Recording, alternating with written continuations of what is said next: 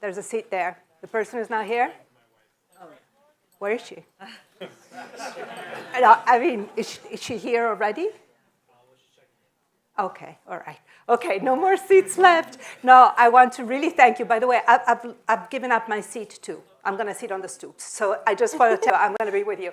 But I'm really, really, really happy to see you. So enthusiastic. You really need to huddle, I can tell. I understand. We need to all be together. So I'm Paola Antonelli, and this is Cristina Mushul. Together with run these R&D salons. We've been at it, well, I've been at it for like 11 years. Cristina has come more recently, but already she has quite a few under her belt. And as you know, these R&D salons exist to prove to people that museums can be the R&D of society. And I think we'll have that role more and more in the months and years to come. So we're trying to get trained. And as you know, the topics for these salons kind of jump at us. I mean, we always have many topics running at the same time. But then there are some, like scam, that are kind of new. I mean, we were not really thinking about this topic until very recently. And the reasons, of course, are clear. You know, scams are so present in our lives, so invoked by so many. Oh, here she is. Okay, you're here. Second seat, second row. We're like in school. It's better if you go on that side. I was about to steal your seat. There you go. Okay. So, sorry to put you on the spot. I'm just trying to be, I'm a little controlling.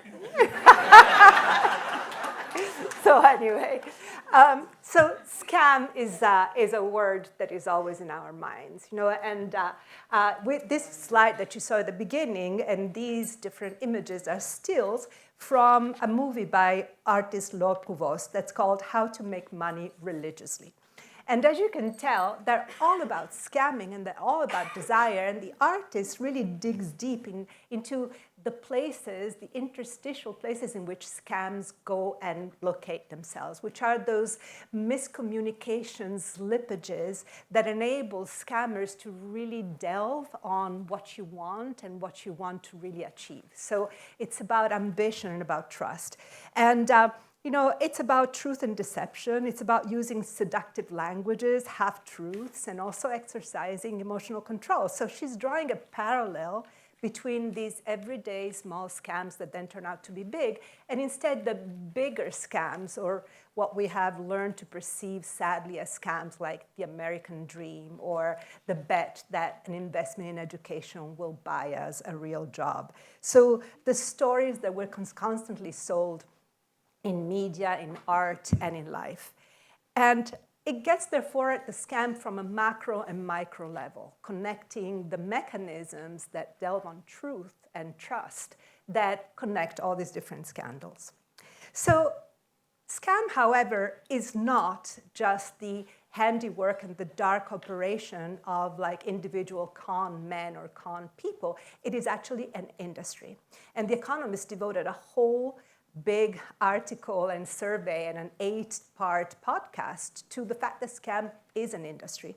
It's an industry of about 1.5 million people, and it's bona fide like that. So the digital fraud is the world's most dangerous legal industry, The Economist said, and it employs 1.5 million people, many of them under duress, basically enslaved, and steals over $500 billion a year in the world. And now the cover is devoted to the strategy of Shazhu Pan, which is Chinese slang for pig butchering, and really talks about how these farms, how these factories for scams work. So I quote, "First, the scammers build a sty with fake social media profiles. Then they pick the pig by identifying a target, the mark, right? Raise the pig by spending weeks or months building trust, cut the pig by tempting them to invest, and butcher the pig by squeezing every last drop of juice from them and their friends." So this special deep research also identified something that we're going to talk later on, the constant flow from the global south to the global north of most scams. So it really is an industry. And you can see on the right-hand side, KK Farm, which is a scam factory on the border between Myanmar and Thailand, outside of the earthquake zone. But still, it's a city that did not exist, and the BBC calls it a city built on scam. So over the past 5 years, dozens of these scam compounds have been constructed in Southeast Asia, and they're sustained almost always by human trafficking and by money laundering. And it's a situation that, it has been reported, has already been made graver by the cuts and the closure of USAID. So it's already relevant. The data that is arriving is that it's become worse. And as ominous as it may seem, The Economist also says that AI, generative AI, will turbocharge this industry. So it's getting worse. And here we have AI using our, flag person, Elon Musk. So deepfake Elon Musks have already made out with so much money. It's almost unfathomable. Just having these people that inspire, to some, not to everybody, trust, can really get scammers to get what they want. And Deloitte's Center for Regulatory Strategy estimates that the proliferation of generative AI tools could enable fraud losses to reach $40 billion only in the United States by 2027, up from 12.3 in 2023. That goes to say a 32% increase compounded. So really shoot up. I almost feel that it's a small percentage increase. It could be even more, frankly. But maybe we're counting on the fact that we will get smarter. Who knows? And the tools maybe to help us individuate scammers will become smarter. But it's estimated to be the deepest deepfake scam ever, the one with Elon Musk. So, and I stay on this slide while I tell you it's really a problem of trust. Scams are built on trust, of course, and over the centuries, every single financial crisis has been a crisis of confidence. And the word con means confidence. So it really is completely bound to it. So trust is an expectation of behavior that is built upon norms and cultural habits. And it is often dependent on a shared set of ethics and values. And it's orchestrated through communities and cultures. That's what's being broken right now. And that's why we're so stunned when that trust is broken. But it's happening so often right now that we're becoming almost inured. And thereby lies one of the biggest problems. After all, capitalism is built on the idea of scam. If we look back onto history, scams are not new and have always been intertwined with capitalism as defined by its 4 tenets: private ownership, free markets, the pursuit of profit, and competition. So you have here 3 examples of 3 great books about this. One is by Jonathan Levy, who talks about Herbert Melville's novel, The Confidence Man, from 1857, where a mysterious figure boards a Mississippi River boat and proceeds to scam everybody. And they get conned not by greed necessarily, but by their own desperate need to believe. That's the interesting thing. It's not profit necessarily that guides the scam, but rather the need to believe in something. The book by Ian Klaus talks about the fact that the instinct to geographic expansion, and asset invention in capitalism tends to historically be accompanied by fraud. In this sense, fraud is an inseparable part of capitalism, especially at its frontiers, such as crypto now. And it's no surprise that scams have attached themselves to this fertile ground of crypto, because also when there's a novel financial technology, scams are just ready to pounce. Technology innovation feeds scam technology innovation. And then Stephen Mihm, who talks about how in late 19th century America, before the Feds locked down the dollar, every kind of speculation was built on a sort of scamming process. It was about nourishing confidence so that speculation could get off the ground. I'm going to try to jump because we're going too fast, too slow. But there's so much more to say. We are blinded more by ideology than by greed. And our positions also blind us. And it is easier for us to be susceptible to deception and scams when there are many conspiracy theories. And that's where we are now. And outgrowing from capitalism is a broader system of normalized, naturalized, and institutionally sanctioned scams, which include health insurance or student loans, for instance. And here is why everything starts to feel like a scam. Very simply, we were relying and trusting something, but that trust is eroding. And we, for example, don't trust the exchange of money for education to get us what we bargained for. And the graph shows that expectation. Scams that touch people very personally, however, like this kind of scam or the health insurance, the perception of scam, can easily be used for political purposes, even when they do not exist. They can be made up to manipulate people. So, Christina, on to you. So we can think about this example of the student loan crisis or the promise of education as a type of scam to help us understand this framework of oppressive versus resistive scams. So we can think about an oppressive scam as such as the example just given, where it's kind of wielded at the institutional level, sort of at a macro level, and it's also about maintaining power, and again, it has this oppressive qualities. Or on the other hand, resistive scams operate from the opposite direction, where it's about regaining a certain sense of agency and power to a group that's typically excluded from this system. So these works that we see on the screen address some of these issues. For example, LaShawn Harris's Sex Workers, Psychics, and Number Runners talks about the secondary or informal economy in New York City, which allowed Black women to enter into a form of labor to earn a livable wage and to participate in the economy, given the fact that they were excluded from the primary, what we would consider to be more legitimate forms of labor or working. Another example we have here is the modernity bluff, which talks about males in Cote d'Ivoire, Africa, who engage with this performance of sort of success as a way to then infiltrate or perpetuate certain scams that require the performance of success to become sort of feasible. So it's interesting because this sort of points out too to the ways in which sort of participation in westernization or the kind of Western economy and portraying a certain level of success within that world then allows access to it to then gain the success that you're kind of pretending you already have. And then, of course, here we have Scammer's Yard, and we'll hear from Javon about that in more detail, but just briefly to raise the point that this is about thinking about scams not necessarily as stealing, but as reparations, especially, again, as Paula mentioned, when we return to thinking about the fact that they typically flow from the global south towards the global north. And if we think, again, about our kind of global economic system as a system that has typically excluded these people, when they now use it as a way to sort of regain that agency, how does that kind of change the way we think about scams? And this leads us also to think about the question of who gets to define what a scam is and who has that sort of authority. Typically, it's very top-down. It comes from the state, employers, firms defining who isn't a scam, but we have to remember that this act of naming or defining a scam as such is also very political.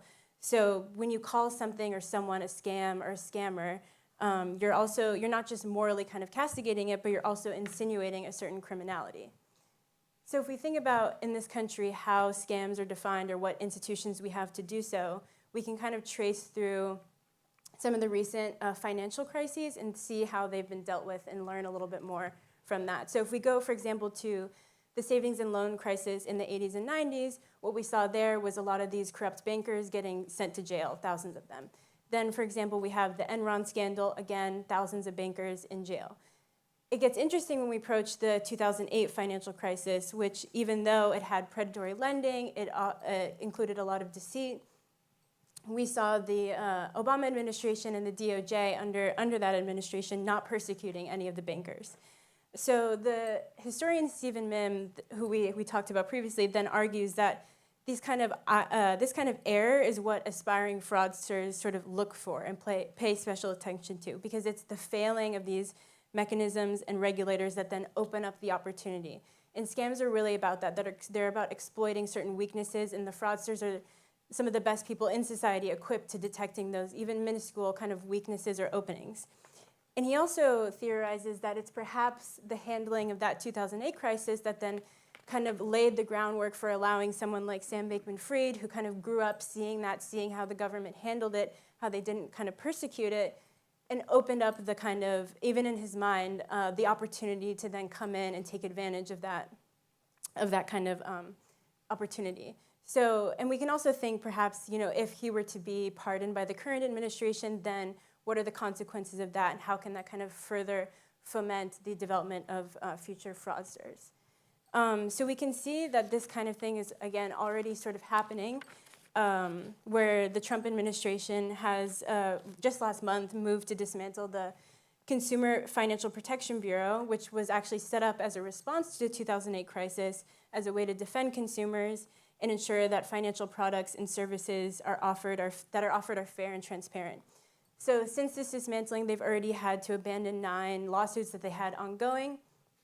And also just last Thursday, there was another Senate ruling that voted to overturn a CFPB rule capping overdraft fees that banks can charge, which is yet another kind of blow to the agency. And this feeling that our kind of societal safeguards are faltering and that the trust in them is waning is becoming more and more, unfortunately, common. So we can look, for example, to the recent fires in Los Angeles and the subsequent crisis in insurance, where people are losing their insurance, they're unable to get new ones, they're paying much higher rates. And think about this as an example, again, of that kind of faltering of safeguards. And the insurance industry, as we know, as Paolo mentioned, is no stranger to being deemed a scam. And we have, for example, then a figure like Luigi emerging, and we can kind of examine the public's response to him as a kind of barometer or way to get a sense of how people are feeling. They are looking for this kind of martyr, this savior, this quasi-religious figure, because they feel overall that the systems, the institutions that are meant to protect them are no longer doing so, and therefore it's a prime opportunity for kind of the hero to step in. So even you can see here how he's bridging kind of political divides, and even specifically now the kind of call to action as a Batman figure, as a holy figure, addressing the California insurance crisis. Yeah. Well, and we've learned today that the U.S. Attorney General Pam Bondi is going to seek the death penalty for him. Well, I personally am against the death penalty in any case, but it's interesting how people like him get punished to make an example, and instead other people that do financial crimes get completely pardoned. So we'll see if this is also something that will continue. But this really wonderful piece of visualization design is from 2001. It's Josh On, and it's called They Rule, and it was the first time that visualization design, because of computing capability, had the power to do what visualization design does best, which is to reveal truths and schemes that otherwise might remain hidden. Josh connected different corporate boards of the United States from the biggest companies to governmental agencies, and therefore, big scandal, realized that there are collusions, that in truth there are all these corporate boards that elect each other, and they just like rotate all of these different members, and then some of these members end up either in lobbying or in the government. So, oh my God, there are conflicts of interest. It's interesting because at that time it was an oligopoly. Today it's a monopoly, and nobody says anything. It's completely out in the open. So the idea, so how we become inured and we start like lowering our threshold is quite fascinating. And here we go to our Carlo Pietro Giovanni Guglielmo Tebaldo Ponzi. He changed his name expediently to Charles, and then his long in time, his remote pupil, Bernie Madoff, right? So, a Ponzi scheme is a fraudulent investment scam where profits for early investors are called with the money from later investors rather than from legitimate business activities. It's a classic financial scam completely built on trust, because humans are evolutionarily inclined to trust. I mean, I think that every time we step out of our home in the morning, we take our life in our hands and we just trust each other. And this kind of trust, however, needs to be cultivated and fed. So there was a lot of work that Charles Ponzi and Bernie Madoff put into their work, right? So for instance, let's go to Mr. Madoff. His enormous fraud started amongst people that already trusted him. Friends, relatives, and then acquaintances, especially from circles in Manhattan and in Long Island of people that seemed to share his professed interest in Jewish philanthropy. And then they rapidly, because he was guaranteeing such steady, stable, and reliable profits, they spread out to hedge funds and other investment funds everywhere. And so he was also buttressed by trust from regulators. He was also able to work on regulators. There was a really long leash that he had, and he steered his fraud scheme safely through a severe recession in the early 90s, a global financial crisis in 98, and also the aftermath of 9/11. It's in 2008 when the explosion of mistrust, like a fire, went everywhere, when investment funds started getting money out of made of fund to give money to the investors that wanted their money, that everything collapsed. And in the span of 3 months, he had just consigned himself to prison. So the money that he took was more than $12 billion. And no fresh cash was coming to cover redemptions.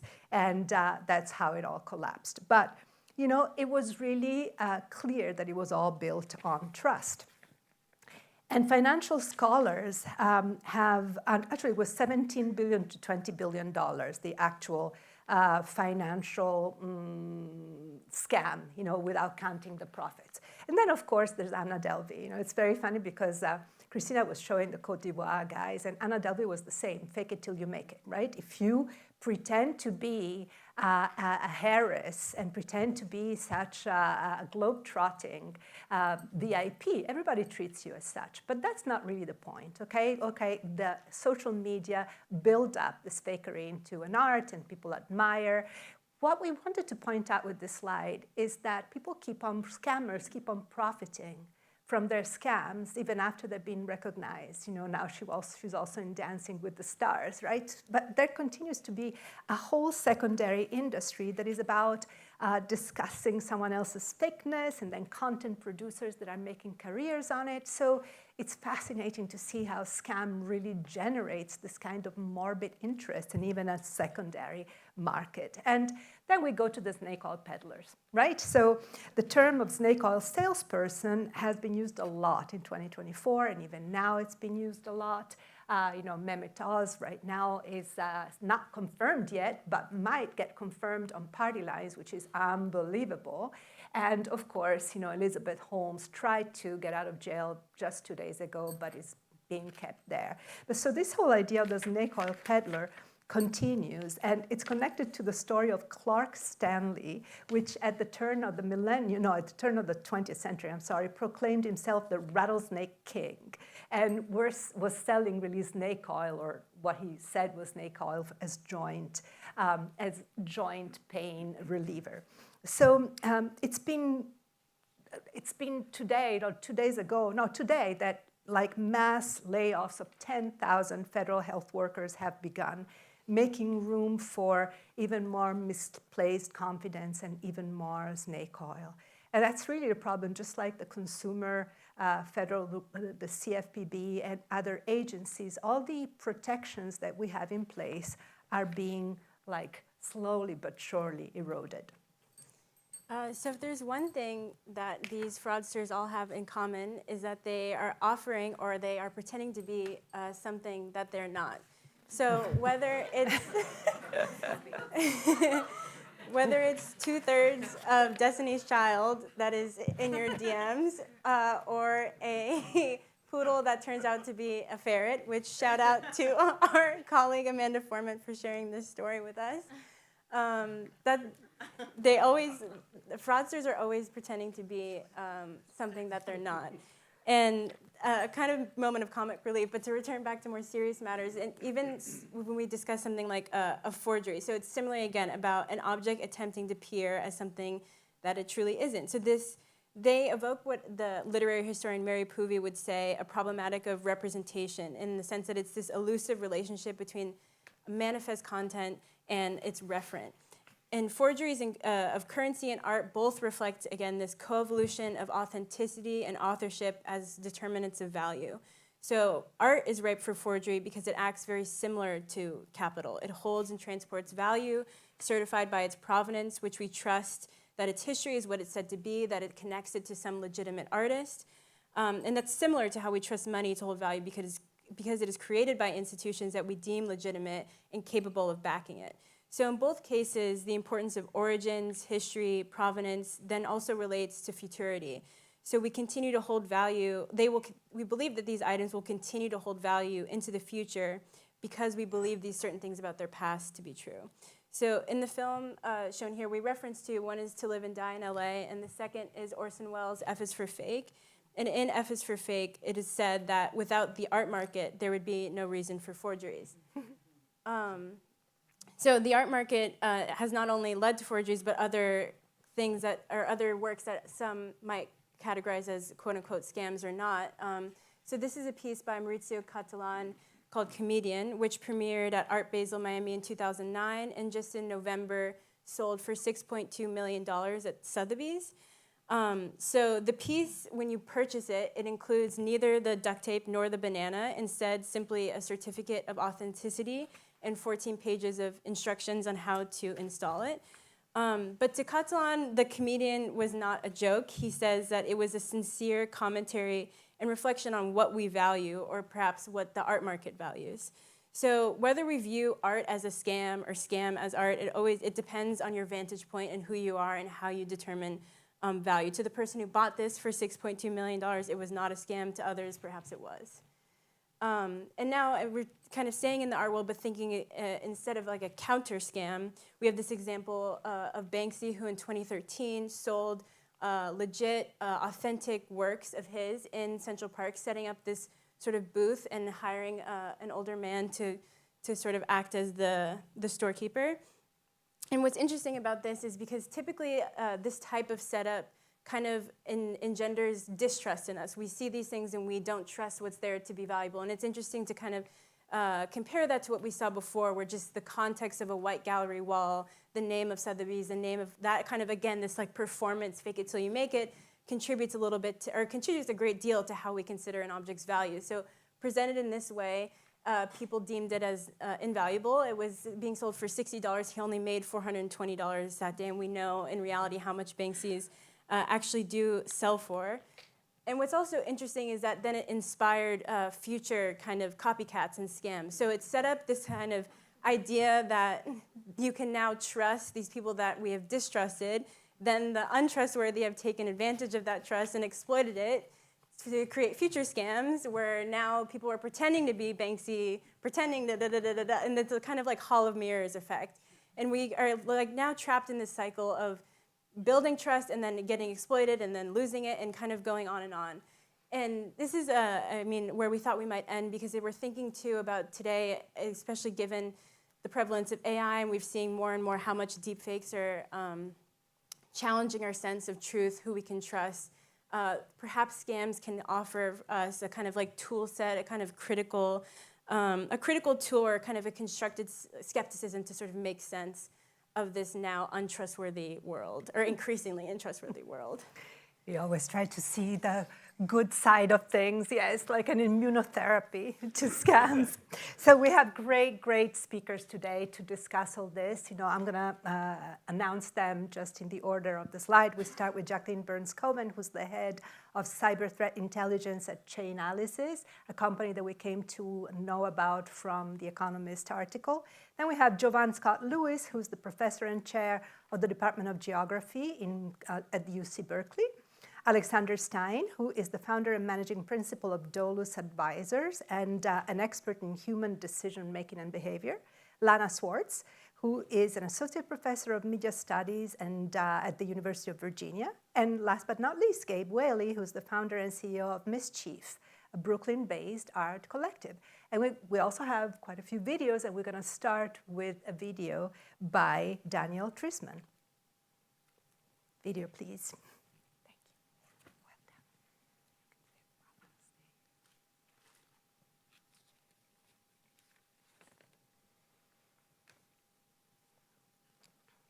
How do dictators get people to obey and even support them? When you think of 20th century strongmen like Hitler Stalin, or Mao, what likely comes to mind is violence, camps, show trials, executions. They ruled through fear. But today's authoritarian leaders, like Viktor Orban in Hungary, Hugo Chavez in Venezuela, the governments of Singapore, often use a different playbook. While some still resort to violence, many rely more on something else, controlling information. A few years ago, with my colleague Sergei Guriev, I wrote a book about this new type of authoritarian. We call them spin dictators. Rather than openly crush opposition, they manipulate the news and public perceptions.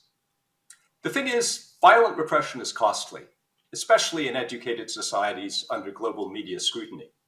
Spin dictators find a smarter, cheaper way to stay in power.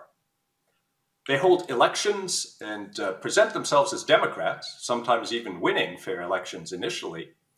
But once in office, they dominate the media landscape so effectively that real opposition becomes almost impossible.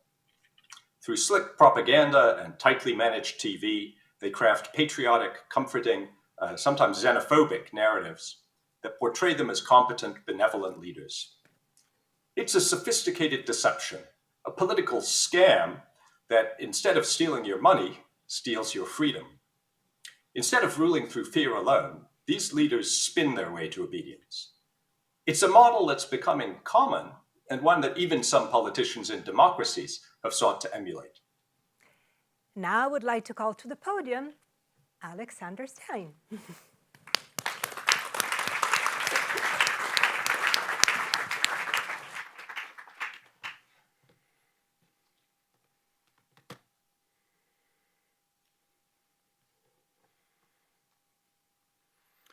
Fraud is a crime of relationships. There are many different methods and techniques for using deceit, trickery, sharp practice, or breach of confidence for profit or gaining dishonest advantage. Cons and scams are most prevalently depicted as bad people separating honest ones from their money or otherwise causing unjust losses to others. Yes, every day. But misdeeds of dishonesty and deception aren't limited to goals of enrichment. They're universal to the human condition.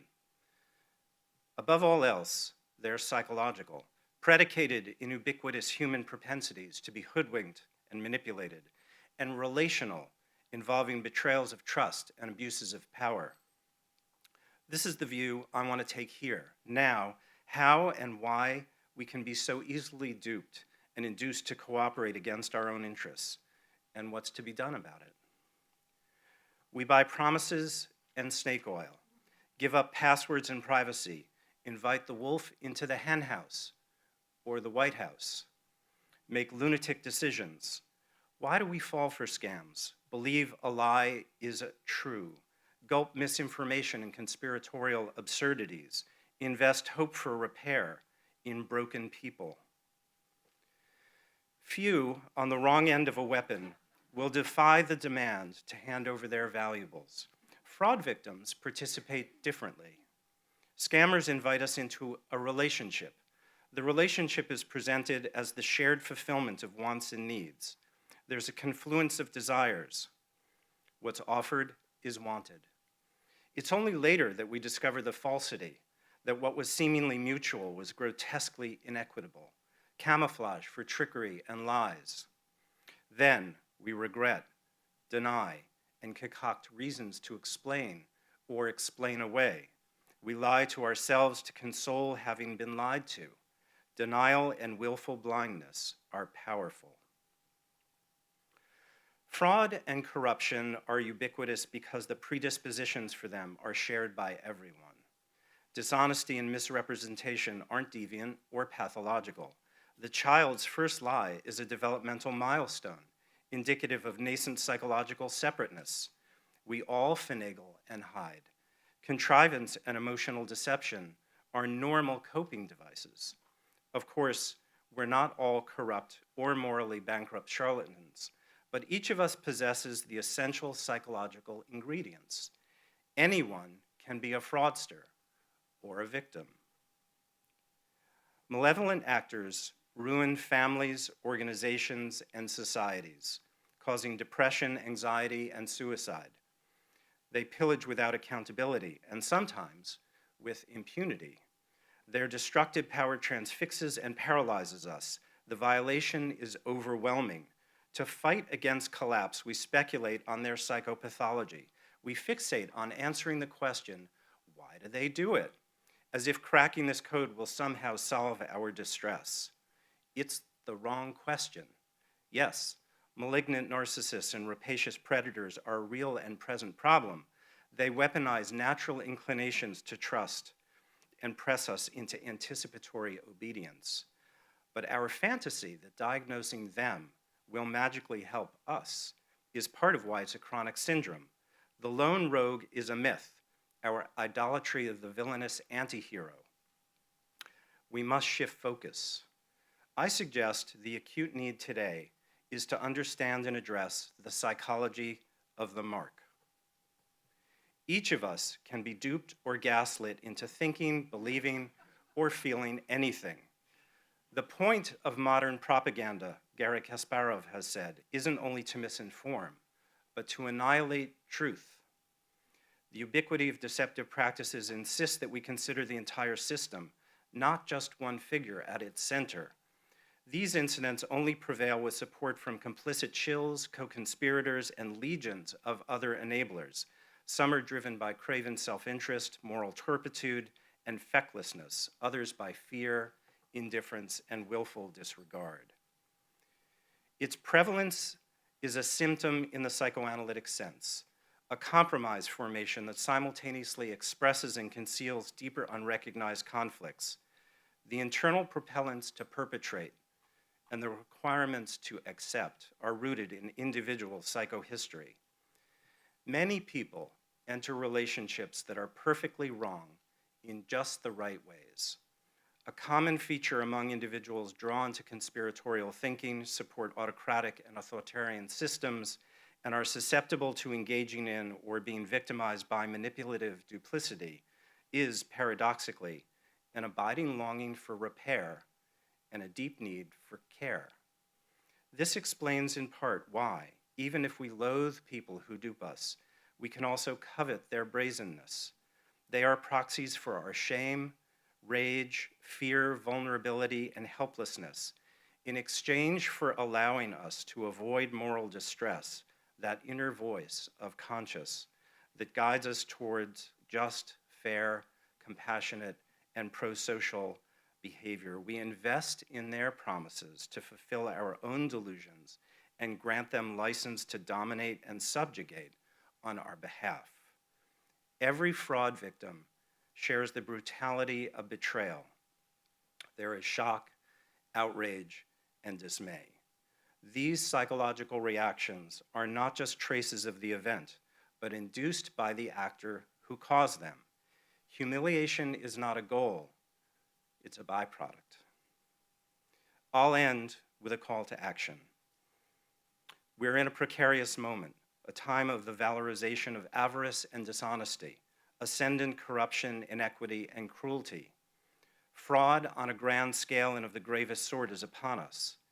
There will be continued contempt for law and perverse psychosocial attacks that flood the zone, stun, distract, and generate disorientation and disarray. It's psychological warfare. The power of the con man is his ability to con. It's not real power. We know that those who traffic in deception, betrayal, and abuses of trust might know it intimately. Their malicious weaponry is drawn from a very personal arsenal, notwithstanding their imposture as fearsome or effective, which is itself its own fraud. They can only be profoundly damaged. Disguising weakness does not make it strength. They're riddled with vulnerabilities.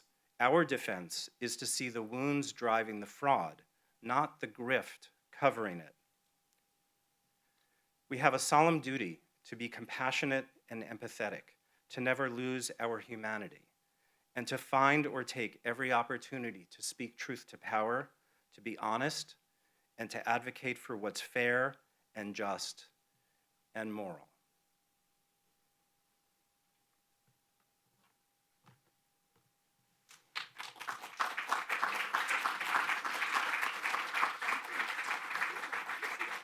Really appreciate it. Beautiful speech. Thank you. And now we have a video by Jonathan Levy.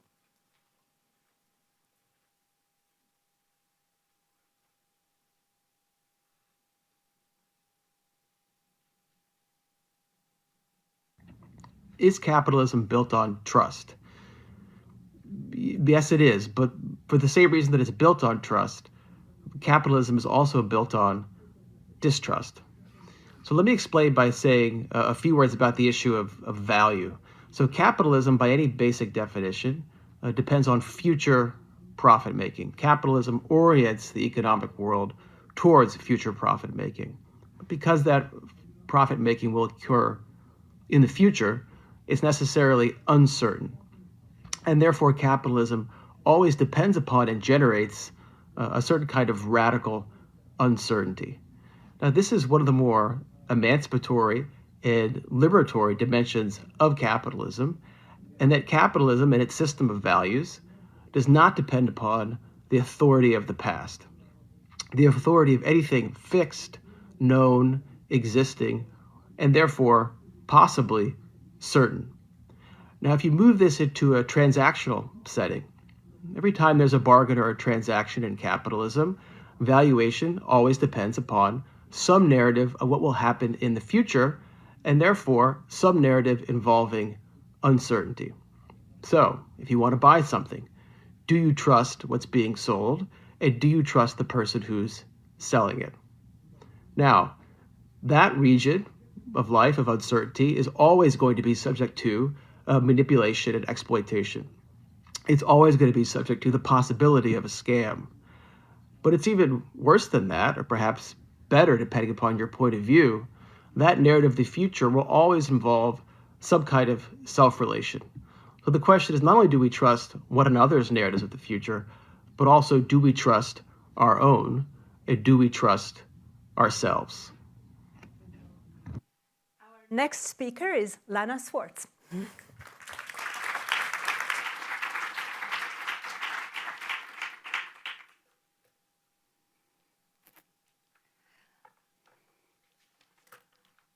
So, according to various reports in the popular media, every year for the last decade or so, except for 2017, I don't know why, has been called Year of the Scam.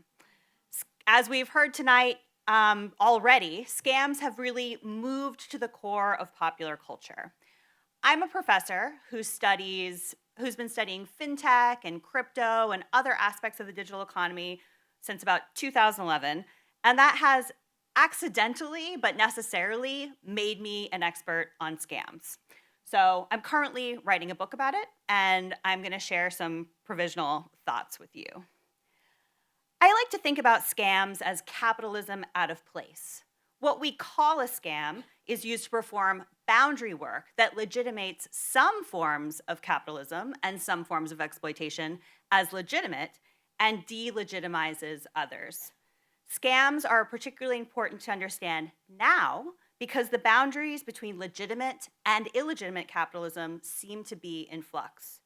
This is, in part, due to a turn away from the traditional institutions of the capitalist economy and its twin, consumer protection, a turn that the things I study, crypto, fintech, are very much situated within and perpetuating. Oops, how do I go? Great. Today we are told that nearly everything is a scam. The college degree, the 9-to-5 job, college, the promise of retirement, the entire market democratic system is a scam. This may be true. Certainly, the promises of the American dream have never worked for everyone. And perhaps the crisis of institutions is only being experienced as a crisis because it is beginning to hit the core of white America. But these claims are almost always an advertisement for something even more ambiguous, multivalent, and in a word, scammy. Instead of the college degree, we're being sold online degree mills, or even worse, young men are being sold, oh crap, how is that happening? Yeah, okay. Being sold Andrew Tate's Hustler University. Instead of the 9-to-5 job, we're being sold multi-level marketing direct selling, or MLMs, or work in the pyramid-shaped attention economy. Instead of retirement, we're being drawn into high-risk, high-reward retail investments in meme stock and meme coins. These scammy opportunities are both a reaction to precarity produced by the withering institutions and a deepening of it. And of course, there have been other scam ages. Jonathan Levy, who we just heard from, describes how in Herman Melville's 1857 novel, The Confidence Man, Melville was really trying to understand a moment just before the Civil War when Americans were facing a new world of technological and economic changes. And as Levy writes, the key moral questions of the era were, how is it possible to distinguish fact from fiction or genuine opportunity, entrepreneurial ingenuity from well-disguised fraud? And what kind of moral universe were Americans living in if they had to walk around all day asking themselves such questions?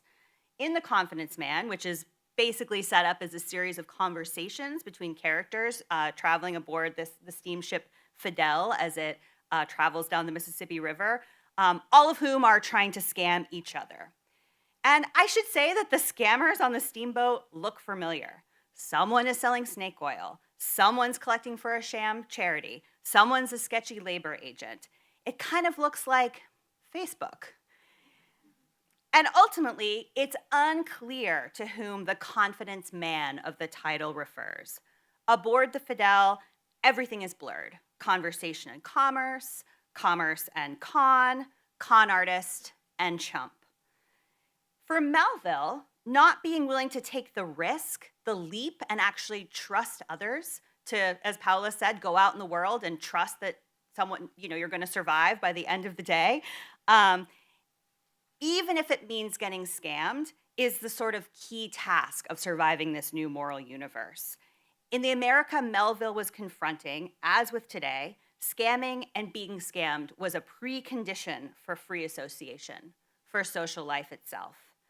As on Melville's allegorical steamboat, scamminess may just be the terms of participating in the digital economy. When scams fill the gaps and take the shape of failing institutions, they fill and reveal unmet human needs. Need for identity, need for a community, need for agency, and crucially for a future. Crypto, which I mentioned I study, was for a long time fundamentally a future-making project. People were attempting to build a world that was free from governments and their control, but also crucially their safety nets. And for a long time, especially for old-timers, a key value of crypto was caveat emptor, buyer beware. Crypto promised the freedom to scam and be scammed.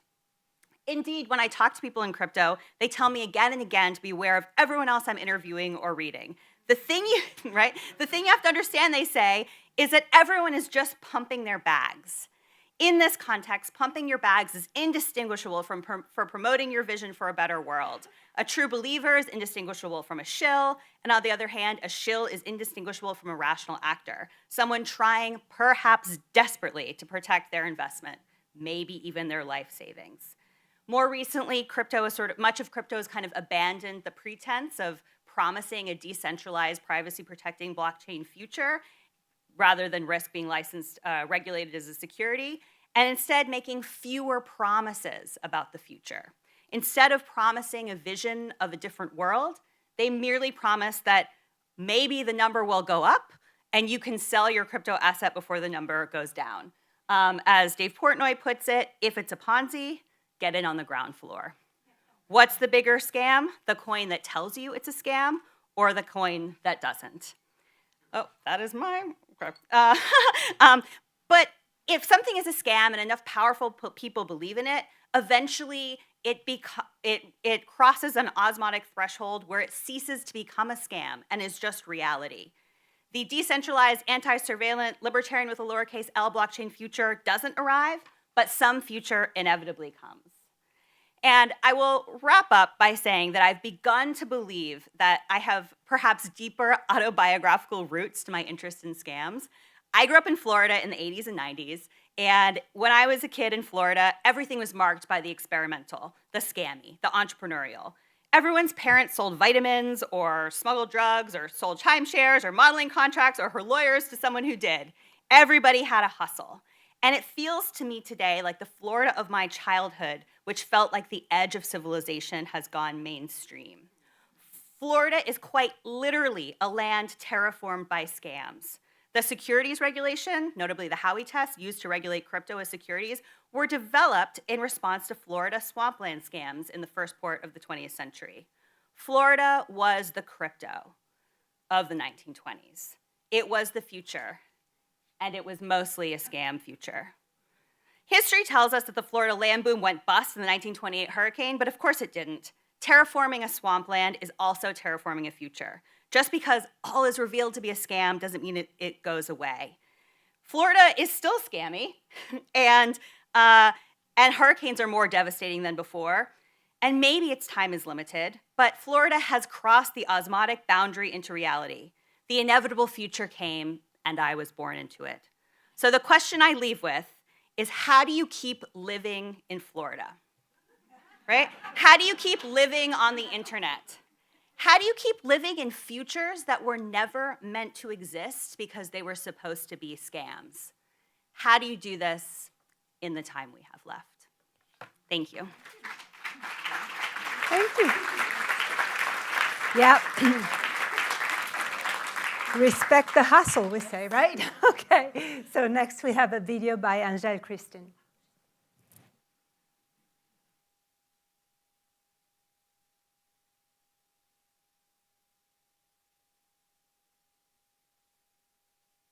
Scams are everywhere online these days.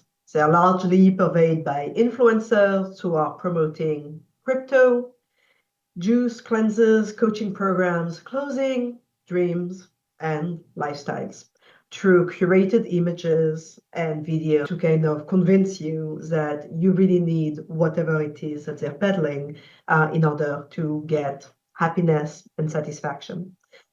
For the past 5 years, I've been studying the world of social media influencers and marketers. I conducted hundreds of interviews and did multiple internships with both creators and marketers, kind of working to sell content to customers in what's called sponsored campaigns. Based on that, what did I find? Well, perhaps counterintuitively, I argue that social media careers are themselves a scam in the sense that most aspiring influencers join social media with what I call dreams of freedom, where they want to leave their boring jobs behind, follow their passion, find true communities, and become entrepreneurs. Rapidly, though, they realize that they have to work for the algorithm and produce content relentlessly, 24/7, chasing views and followers. And so they turn to sponsored content, working with brands and lending their voices to the demands of brands to sell stuff to their followers. In the process, they lure more people to social media through coaching programs and the selling of their glamorous lifestyles as influencers. Now, influencing is so popular that 50% of the population in the US says that they would like to switch to becoming content creators themselves. And so I argue that social media careers function themselves as a kind of scam in the sense of a multi-level marketing ecosystem created by social media platforms and brands. One where they're capitalizing on our dreams for a better life, fame, riches, all for the purpose of dragging more of us to social media, monetizing our eyeballs for online advertising and for profit. To conclude, social media is a scam, not so much the scams of influencers. Thank you. Ponzi scheme. Go, Angèle. And now, I would like to call to the podium Jacqueline Burns-Coven.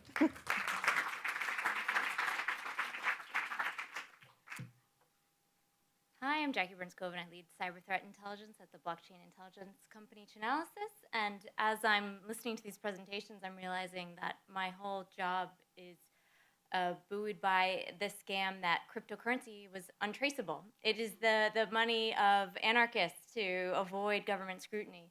And yet, at Chainalysis, we're analyzing public, transparent blockchain data and de-anonymizing it, essentially tying those wallets to individuals and entities on chain. My role specifically is focused on those that scam, steal, and extort for cryptocurrency, but today I'm going to focus on some of the positive aspects of crypto, which allow for us to actually seize cryptocurrency and make victims whole again. And that's based on the entire premise that the blockchains are transparent, immutable ledgers. What we can see from that data is we can actually get the entire scale of cryptocurrency activity that is happening, both the legitimate and the illicit. And every year, as the presenter before me has been the year of the scam. Every year, our scam has always been our biggest illicit category. And 2024 was a record-breaking year in terms of scam proceeds. Pig butchering has overtaken, as now the second highest grossing scam. But new scams emerge all the time as these are opportunistic actors who have flocked to cryptocurrency for the same reason that legitimate users use cryptocurrency, because it's instant transnational payment system. But cryptocurrency is no different than AI or the internet or other technologies. There will always be fraudsters that take advantage of new technologies and abuse them for their aims. We're also seeing a growth in sextortion. Scammers that say they've hacked your webcam and they saw you doing naughty things. And people are still paying even if they don't have a webcam, even if they weren't doing naughty things. And it's that sense of fear is real, that they've been breached and they'll be embarrassed and their whole contact list will be emailed these videos. And then we're seeing work from home scams and texts coming from reputable recruiters like Indeed saying that they have a job for you. And so we can, because of the transparency of the blockchain, we can very plainly see these different typologies emerge and taking advantage of anything in the news cycle or new technologies. And this is precisely what mapping these can look like. This is so much more visibility than we have in the traditional financial system. We can actually see the entire supply chain of the attack. What was mentioned earlier, KK Park, is a scamming compound. These circles we call clusters represent wallets belonging to legitimate and illicit entities on the blockchain. And we can see these scam wallets are feeding their funds to the centralized scam compound, KK Park, in Southeast Asia. So not only can we tell what type of activity, we can even in some cases understand where it's going to. And I don't have it pictured here, but we can actually see what's in their shopping cart. We can see them buying seasoned social media accounts, AI software, so they can distort their face to communicate with their victim on the other side. We can see them buying lists of data so that they can send that random text message, those wrong number schemes, so they can strike up a conversation with you. So all of that can be bought and paid for with crypto. So we can see them reinvesting the profits of their scam and purchasing the next iteration of materials and tools. And then we can see where they cash out. They'll need a cryptocurrency exchange where they can convert their crypto to cash. You can't necessarily pay your rent today, buy your groceries with crypto. You still need to convert it into another form of currency. But this also represents a chance for disruption. Cryptocurrency exchanges, regulators, law enforcement all have access to the same data set at Chainalysis and are able to understand if illicit funds are coming onto their platform or if they have a customer sending funds to an illicit entity. So they can do real-time transaction monitoring so that if a customer wants to send funds to terrorist financing, they can pause that withdrawal. If a customer wants to send funds to a scam, they can also get an alert, or scam funds coming onto their platform. So this is a great opportunity for disruption. Specifically, I want to talk about stable coins. These are assets tied to the US dollar for the most part, are actually freezable midstream. And here are some spectacular seizures that we've been able to we've had a record-breaking $225 million seizure of funds associated with scam compound. And some of these headlines are actually kind of contributing to that perception that crypto is a scam. But we're only able to have these headlines because of the traceability of crypto. Now, this is kind of what we're up against. These scam compounds like KK Park, not only are they enslaving, essentially, hundreds of thousands of people, they are leveraging advanced technologies to conduct these scams at scale.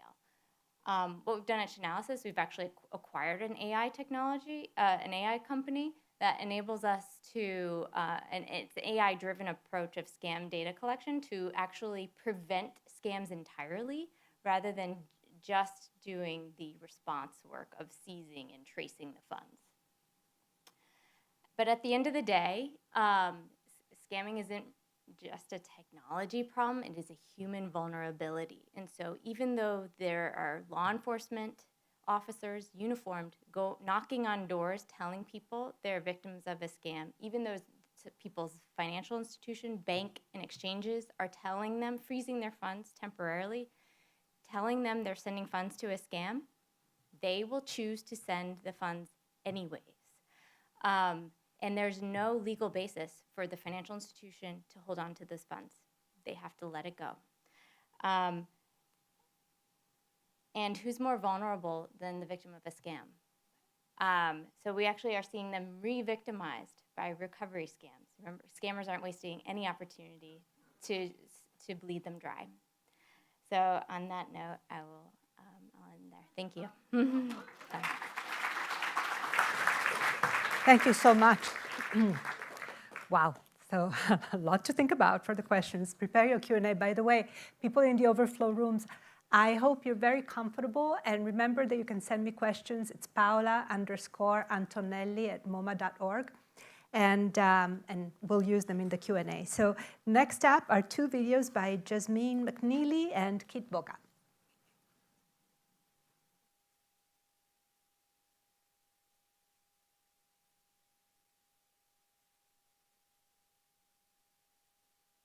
So what is deceptive design? Deceptive design is a way of someone, a group of someone's, an organization, whatever the case may be, a way for them to get something out of you that they otherwise wouldn't get, but for that design. Deceptive designs are ways of making people think or believe that they have to, or to not pay attention to what they should do. Let me give you an example. You go to a website. That's nothing new. You go to a website, you want to purchase something. And so you put that thing in your cart. And when you go visit your cart, you may not be paying as good of attention as you perhaps should because of the design of that site. That site lulls you into some kind of sense of security. You're used to going to your cart. You spend time on all different kinds of websites where you buy stuff all the time. But in this case, you didn't notice that they had snuck something into your cart that you otherwise wouldn't have purchased, but for the way that they have designed the site or the cart. Another example is how sites annoy you into giving them your email address. Now, you can say that your email address is no big deal, except if it wasn't a big deal, they wouldn't annoy you to get it. So deceptive design, ways of getting you to give up something that you otherwise wouldn't give up, but for the design of that site or app that you're used to.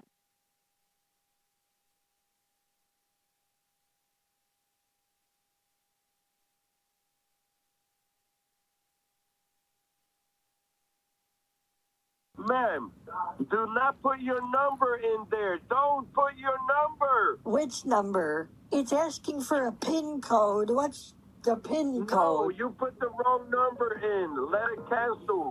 Hey, I go by Kitboga, or Kit. I'm the founder of Serif Secure, and I scam scammers.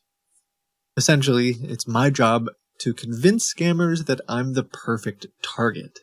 I'll often change my voice to sound a lot older and pretend to fall for the scammer's scripts.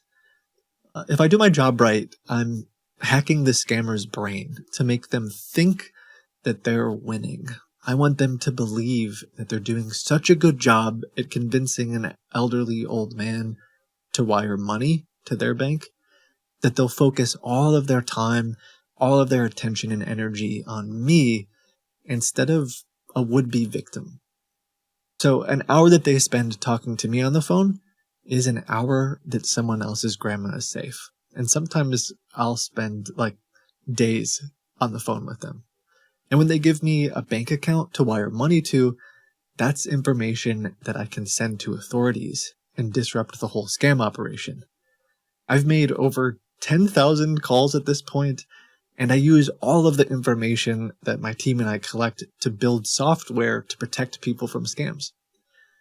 The longer that I spend on the phone with these scammers and they don't get their money does make them pretty angry, though. Inevitably, they're going to blow up. It can be cathartic, though. I post these videos online, and sometimes people who themselves have been scammed or family members of theirs that have been scammed are able to feel a little bit of sense of revenge.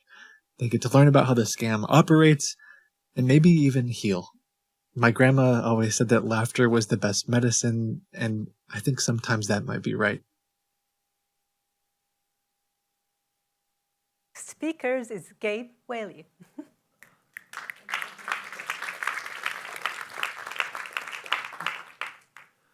Hello, I'm Gabe.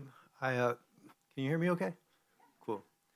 I run a group. I'm not going to explain what the group is or what the group does. It's called Mischief. Not giving you that information actually gives me some power, so I'll leave it ambiguous. I think scams can be kind of cool.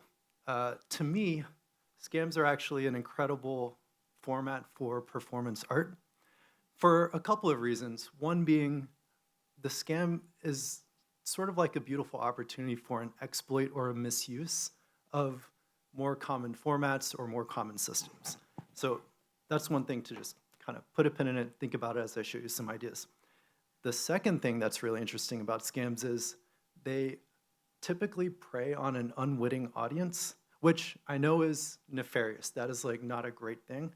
But in the context of art, when you're doing performance art and you want an authentic, a sincere reaction, like a real participation, scams can be kind of good.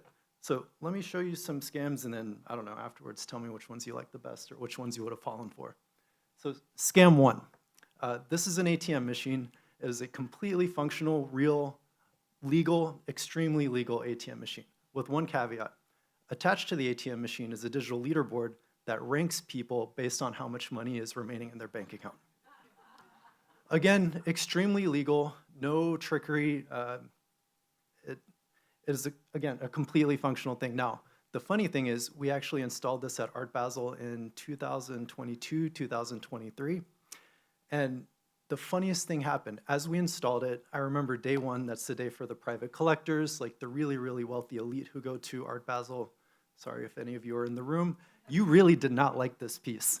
Day one, no one interacted with this thing. I remember watching people walk by and they just looked at it like, that must be a scam. Which, fair enough. Day two, day three, as like the public started to like come in more and more of the youth came in and like people with less money started coming in, people with nothing to lose, they started to participate with the ATM machine, and then all of a sudden, this massive crowd surrounded the machine and they started celebrating how little money they had in their bank accounts. And so then the ATM machine became really famous. Maybe some of you guys saw it in the news, it was on CNN, it was going viral. And then to make things even crazier, those wealthy people from day one, the private collectors, came back because they wanted to engage with it and they wanted to show how cool they were One guy came up and swiped at $5 million, turned around at the audience because typically the crowd would erupt in applause, and was received with crickets. Anyways, I don't know what the moral of that story is. Scam 2. We built a TurboTax competitor. TurboTax is a huge scam for like many, many reasons. And we're like, well, TurboTax is sort of evil. There's like deceptive design patterns. There's like weird government lobbying, whatever. Second insight is the world is increasingly shifting towards towards anime. If you were on the internet in the last few days, everything was Studio Ghibli, right? So we're like, let's clash those worlds together. Anime, TurboTax, let's create a free version of TurboTax in the form of an anime dating simulator where you go on these cute cafe dates with this anime lady named Iris, and throughout the date, she will ask you completely normal first date questions like, what do you do for a living? And are you married? And as things get more intense as the date progresses, eventually she asks you, well, I have a very personal question. What's your social security number? Now, when we released this all over the internet, like the week that it was available, there were 2 camps. The first camp was, oh my God, for the love of God, do not give that lady your social security number. And then the opposing camp was, oh no, I've given the girl my social security number. I'm going all in. That's scam number 2. Scam number 3. Wait, no. Okay, how do I go back? Yep, okay. There's a key. Forget that you saw the box. The key, you see the key, you see the comments, whatever, read the comments, don't read the comments. So we built a website that had this key displayed on it with 0 other contextual information. There was just a key and a buy button for $12. And maybe we said that there were 2,000 keys. We put the website out and immediately 2,000 people bought 2,000 keys, and they had no idea why they bought them. And then the funniest thing is, a week later, we released 1,000 boxes for $25 each. And again, no context, no reason, like whatever. And so the funny thing is we sold 2,000 keys, we sold 1,000 boxes. Obviously, the key works for the box, but the supply is not equal, which meant that buyers of the keys and buyers of the box had to find each other on the internet to complete the transaction. Now, for the few people who managed to get a key and a box, the key would open the box to reveal another key. And then 2 weeks later, we sold more boxes. And then 2 weeks later, we sold more keys. And then 2 weeks later, we sold more boxes. I made so much money selling empty keys and boxes, it is insane. But the funny thing is, while it's a scam, it was an honest scam. People kind of knew that they were getting up to something, and at the end of the day, it's no different than them buying tickets to like entertainment, in my opinion. I don't know. You see the comments, they were happy or pissed, whatever. All right, scam number 4. How am I doing on time? 2 minutes, all right. So this apparently almost got me in a lot of legal trouble, and I'm gonna try and explain it because the nuance was pretty complicated. So back in 2019, Seamless, Grubhub, all these like Uber, like delivery food service apps, they didn't exercise as much scrutiny when vetting new restaurants getting on their platform. And so we created a shadow, like a ghost restaurant on Seamless that actually wasn't real. Sure, we registered the address, we had the LLC, we even like painted a sign on our wall to make it look real just in case they came by snooping, but we didn't actually serve food. What we did was we created this restaurant that we then distributed to people who worked at basically like large tech companies that give their employees a per diem for lunch every day.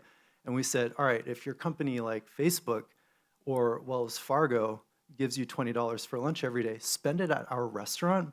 We might not give you food in return, but we will take that money and donate it to a politician that's trying to take down your company. Which was sort of like this beautiful misuse of like a system, multiple systems all on top of each other.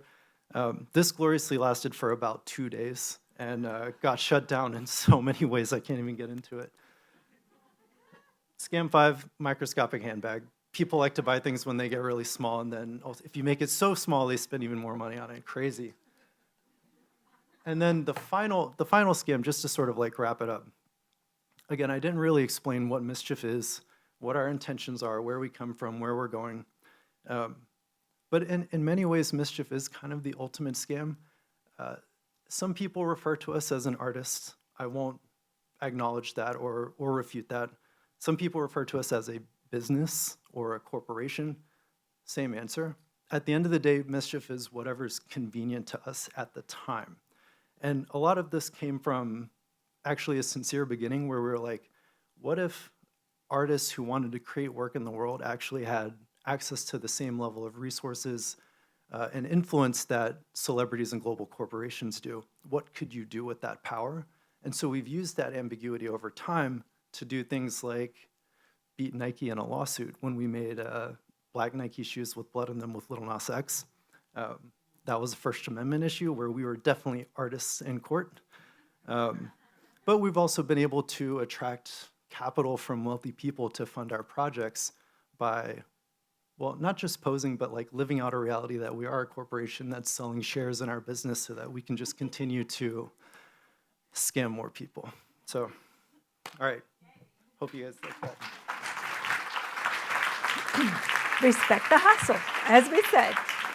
Thank you so much, Gabe. And now we have two videos, one by Gary Tashi Zhang, artist and writer, and the other one, Winifred Poster.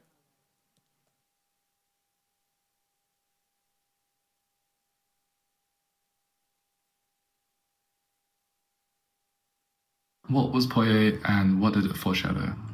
So Poye was an invented country, like all countries, in the 1810s by a guy called Gregor MacGregor, a Scottish mercenary who had also helped to establish Venezuela when he fought alongside Bolivar. And he got a piece of land in northern Honduras and decided to just make up a whole nation. He invented a currency, a coat of arms. He wrote an encyclopedia of all its flora and fauna. And he set sail for London around 1821 on a state visit, anointing himself the sovereign, and basically sold stocks and land grants for the next 2 or 3 years to that country with remarkable success, making himself a millionaire, and was so convincing with his incredible story that 250 people set sail from Edinburgh around 1822 to go and settle there, to live there forever. And they set sail for 40 days and discovered some bare rock and a piece of forest, and most of them died of yellow fever. MacGregor himself went on the run for the next decade or so, but he actually eventually lived happily ever after in Venezuela, where he came knocking again and reminded them that he had fought in the revolution and claimed his military pension. So Poye seems to foreshadow so much of what we see today in how finance plus speculative belief can really loosen the kind of concrete fictions we take for granted, like money and nation. I'm thinking about crypto billionaires literally founding a new country in El Salvador near the original site of Poye, but also Saudi megacities being conjured in the desert out of like $1 trillion investments, as well as Trump buying Greenland. I mean, these are consensuses that we take for granted, but the rulebook can be torn up through the memeing of a new speculative field.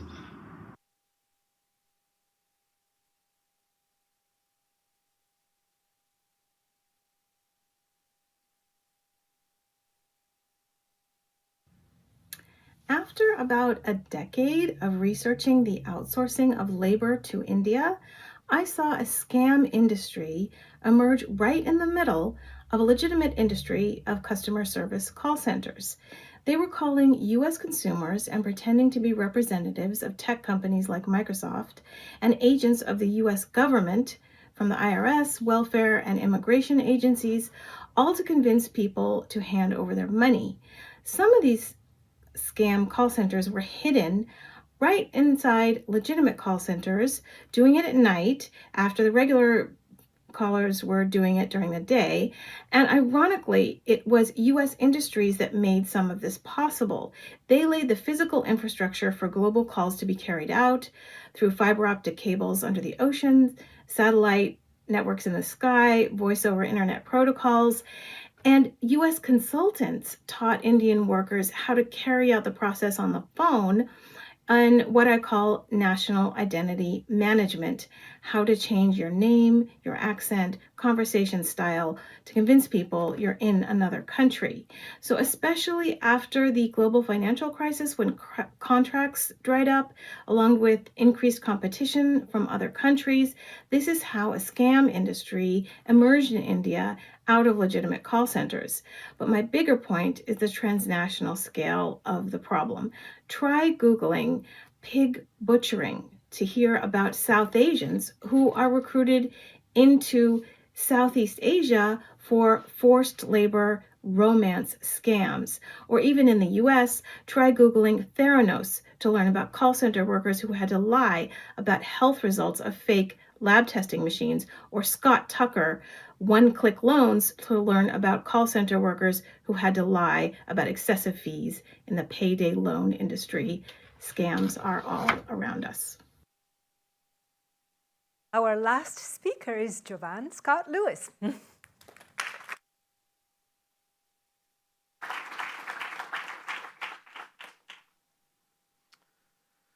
right, thank you.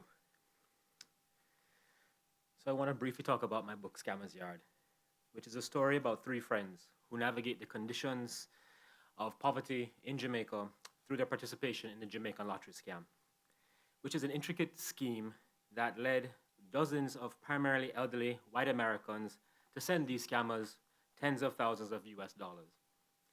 The practice of the scam was a complex mechanism by which they refashioned themselves and their country, as well as a broader global relations in which these scammers were embedded. Understanding that the world as it existed was not made for them, they drew on novel logics of criminality, capital, and race as a formulary to make a world for themselves and on their own terms. The impetus behind the scam was simple. The scammers I worked with, named Omar, Jr., and Dwayne, were young and poor. They wanted improvement, lasting, impactful, and meaningful. In other words, they wanted to, what we call in Jamaica, make life, and that required money. They had lived too long without it, and that life was one they no longer wished to endure. It was a life of what is known in Jamaica of sufferation, a local colloquialism that captures the inescapable condition of chronic poverty foundational to their everyday experiences. To escape it, they turned to crime. To effect their scam, they purchased contact lists and used internet calling to convince mostly elderly victims to wire them what often amounted to their life savings and even railroad pensions, if you believe it, to Jamaica via remittance companies, Western Union, and MoneyGram. At its height, the scam overall brought over $300 million US into the Jamaican economy per year. And this came second only to tourism in terms of GDP. The scam emerged primarily within Jamaica's rapidly expanding call center industry, reflecting broader economic shifts driven by investments in information and communication technologies aimed at fostering economic development. These call centers, which promised to generate legitimate and gainful employment to everyday working Jamaicans, but failed to do so given the poor wages workers earned, a scam in itself, many would argue, inadvertently provided the skills, techniques, and infrastructures that scammers repurposed for their meaningful, though illicit, gain. Drawing on Junior's first-hand experience in a call center, where he worked handling US federal student loans, Junior and his crew presented themselves as case managers for a fictitious US Credit Claims Commission, informing victims of supposed credit card errors, often presented as a miscalculation of their credit card's APR. That could easily be remedied through reimbursement, which of course required an upfront fee or tax. Skillfully exploiting victims through a familiarity with credit systems and financial bureaucracy, the crew sustained a prolonged and profitable scam and reflected an intimate understanding of the vulnerabilities inherent in American credit dependence. Utilizing the tools of global capitalism, from internet technologies, customer service scripts, to sophisticated data mining, the scammers mirrored legitimate capitalist enterprises. Their strategic mimicry revealed capitalism's porous boundaries between the legitimate and the illegitimate, casting doubt on the moral clarity typically associated with market economies. By exploiting vulnerabilities in digital communication, global financial systems, and the loneliness of their victims, many of whom led lives isolated from their loved ones, the scammers performed a satirical critique, highlighting the fragility and contradictions of contemporary capitalist society. By adopting the scripted politeness, professional courtesy, and bureaucratic inefficiencies of legitimate customer service, the crew would often actually keep their victims on hold for prolonged periods of time. The scammers expose the absurdity of capitalism's claims to transparency, fairness, efficiency, and opportunity, and blur the distinctions, again, between legitimacy and illegitimacy by making apparent the many ways we engage and are conscripted into contradictory value systems and practices like creditworthiness and the anxieties that they demand, and many of us experience. Through scamming, Omar, Junior, and Dwayne, and I say their names intentionally, engaged not merely in criminality, but in an astute critique of capitalism's foundational logic, exposing how accumulation always depends on some amount of exploitation, and often of the soft and coercive variety. The scam was effective ultimately because of the absence or decline in social support, recognition of truth, and again, legitimacy, which sadly define much of our current political moment today. The principles of Junior and Omar and Dwayne's scam can be seen in the ease by which our shared understanding of reality can be manipulated, revealing again vulnerabilities in our institutions and media systems, which have nothing to do with the infrastructure or technological integrity, and everything to do with the public's perception and susceptibility to what is in fact true. Oh, this is gone, okay. All right, there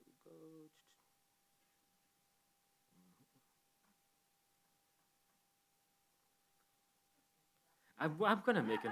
You know, I've got 90 minutes of sleep in me. I told you that earlier. Okay, there we are. What in fact is to be true.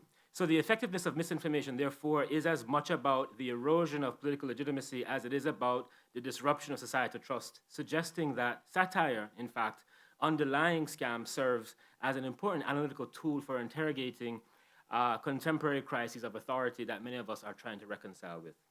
That Junior, Omar, and Dwayne chose to materialize their ambition through a con is appropriate given their reading of the world. To them, the world is bent, yet unyielding, marked by political and economic strictures that have long plagued Jamaica and still haunted in the specter of structural adjustment. Navigating contemporary Jamaica requires them to see the world askance and maneuver within it accordingly. Ultimately, scams are not just acts of deception, but are complex and morally ambivalent acts that lead to both subversive critique and revelation. These acts compel us to reconsider the ethical frameworks that govern our understandings of agency and survival under capitalism. Thank you. Thank you very much. You can actually stay because this is the time when I ask our speakers to join us. No, the last chair is mine. Oh, I always say, I always think about chairs, I don't have, you? no, I just like to be the last. We like can to I be sit next to brackets. you, Yeah, or- you can sit Okay. next to me, absolutely. Thank you for these great presentations. And now, you know, I have to say, we were not good, Christina. You and I went down too long. Now we don't have enough time. Yeah, we were delinquent. You know, after we drove everybody crazy and we went over. But thank you so much, and we'll make it up to you somehow. And those of you who are in the overflow room, please send questions if you had them. So I might start with a question for Alexander. So it's beautiful that you gave us. You know, you said that scams are crimes of relation. And you talked about the mark more than you talked about the scammer. So how do you change the behavior, not of the scammer, because that's like a lost cause, but rather of the scammed or the mark?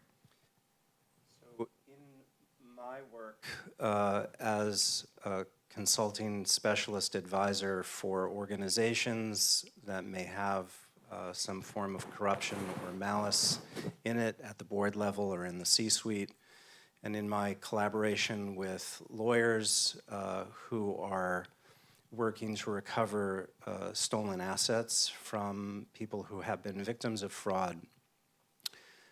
You're quite right that, you know, trying to change the wrongdoer is really quite futile.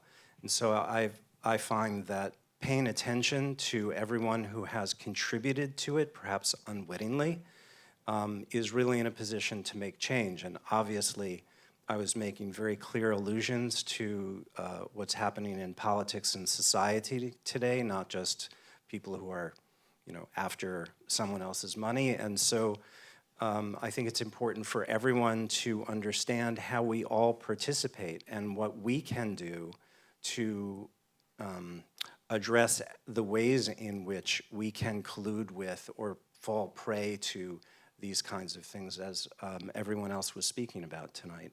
Mm-hmm. I see, Lana, you're itching to say something? Oh, no, I thought you wanted to say something in particular. Christina, on to you. Mm-hmm. Yeah, I mean, maybe a question to sort of build off that, or talking instead about how do we prevent them, because something that I was interested in, I mean, in your presentation, you briefly talked about this new AI tool, and typically, as we've discussed, it's always about coming in after the fact and trying to repair and get people their money back or persecute when necessary. So I don't know if you want to share a little bit about how you can be kind of preemptive, and maybe Alexander too, if you have ideas about how to kind of create a context or in which we produce less scammers. I don't know. Yeah, I think there is hope with technology being able to detect scams as they're setting up the infrastructure, as they're setting up the website, as they're setting up that WhatsApp or Telegram group.